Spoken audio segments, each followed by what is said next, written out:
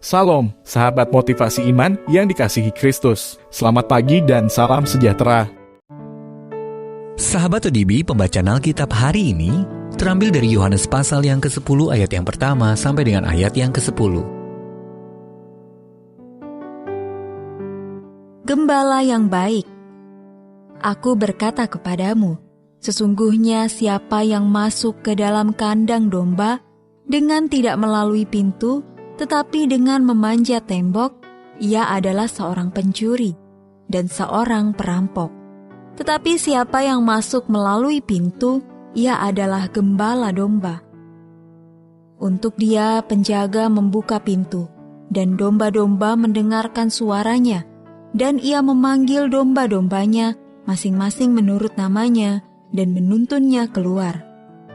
Jika semua dombanya telah dibawanya keluar, ia berjalan di depan mereka, dan domba-domba itu mengikuti dia, karena mereka mengenal suaranya. Tetapi seorang asing pasti tidak mereka ikuti, malah mereka lari daripadanya, karena suara orang-orang asing tidak mereka kenal. Itulah yang dikatakan Yesus dalam perumpamaan kepada mereka, tapi mereka tidak mengerti apa maksudnya. Ia berkata demikian kepada mereka. Maka kata Yesus sekali lagi, "Aku berkata kepadamu, sesungguhnya akulah pintu ke domba-domba itu. Semua orang yang datang sebelum aku adalah pencuri dan perampok, dan domba-domba itu tidak mendengarkan mereka. Akulah pintu, barang siapa masuk melalui aku, ia akan selamat, dan ia akan masuk dan keluar dan menemukan padang rumput. Pencuri datang hanya untuk mencuri dan membunuh dan membinasakan. Aku datang supaya mereka mempunyai hidup dan mempunyainya dalam segala kelimpahan."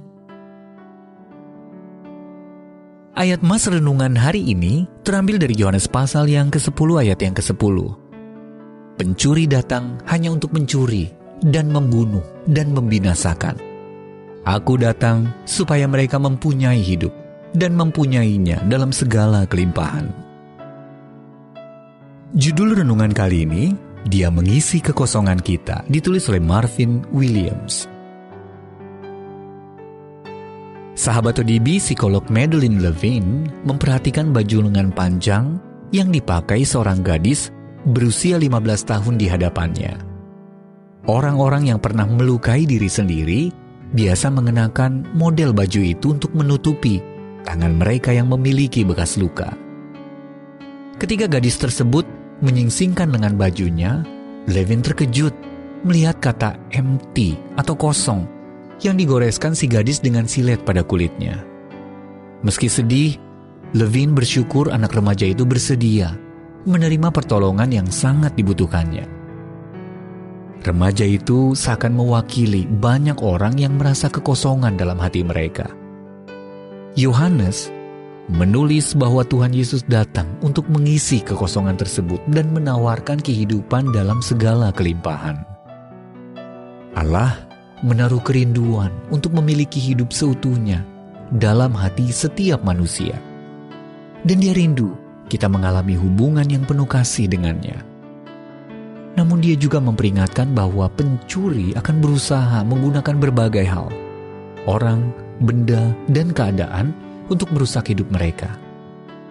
Janji yang ditawarkan setiap hal tersebut terbukti palsu. Sebaliknya, Yesus menawarkan yang benar, yaitu hidup yang kekal, dan janji bahwa seorang pun tidak akan merebut kita dari tangannya. Hanya Yesus yang dapat mengisi ruang kosong dalam hati kita dengan kehidupan sejati. Jika hari ini Anda merasa kosong, berserulah kepadanya. Jika Anda mengalami pergumulan yang serius, mintalah bantuan dan nasihat dari orang yang kompeten dan dewasa dalam iman. Hanya Kristus yang menyediakan hidup seutuhnya yang berkelimpahan. Itulah hidup penuh makna yang dapat kita temukan di dalam Dia.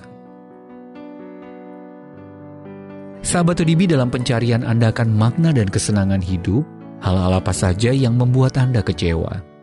dan bagaimana Tuhan Yesus telah membuat hidup Anda berkelimpahan. Tuhan Yesus, ketika aku memikirkan hidup berkelimpahan yang Kau sediakan bagiku, tolonglah aku agar tidak berpaling darimu dan mengejar hal-hal yang kusangka dapat memuaskanku.